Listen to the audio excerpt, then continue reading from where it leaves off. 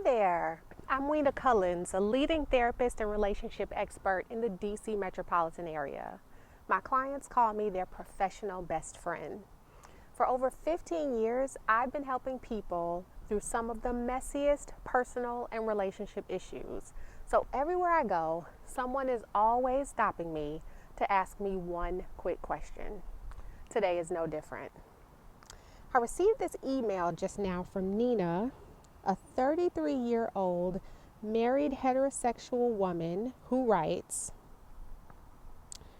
Weena, I recently had to admit to myself that my husband James and I have very little in common now that we're past the honeymoon phase.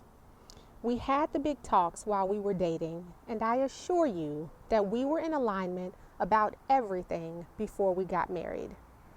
Yet after 2 years of marriage, I don't recognize us anymore. We don't ever seem to want to do the same things, and we're also disagreeing and arguing more frequently. I feel like a crazy person after working so hard to choose Mr. Right. The last thing I want to do is get divorced. Weena, how did this happen, and can we make a relationship like this work long term? First, let me assure you that you are not crazy, Nina. The person you met and fell in love with is the same person you can't find many things in common with today.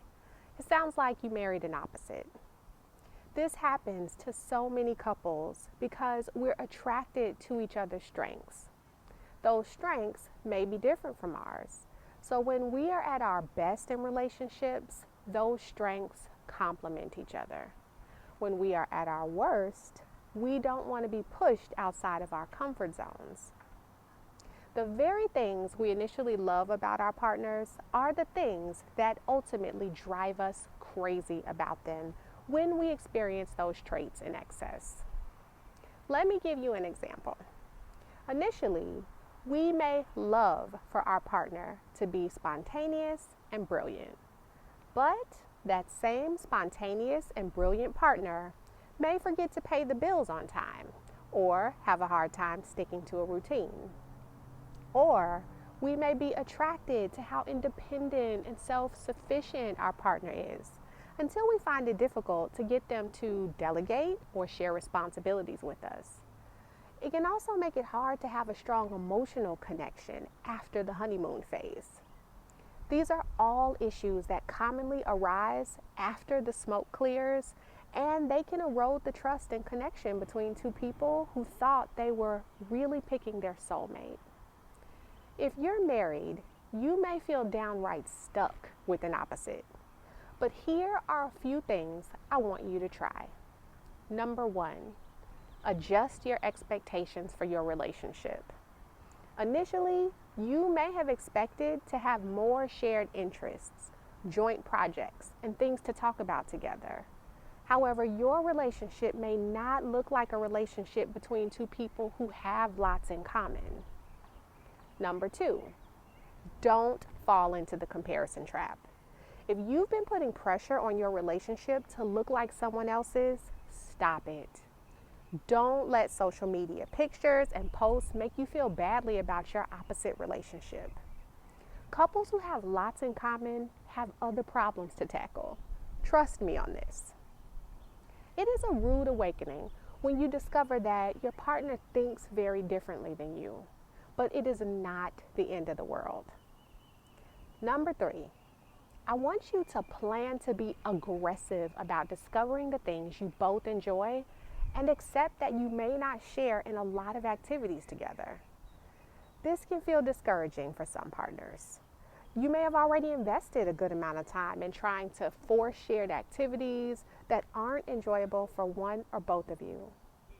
Understand that opposite partners are loosely connected.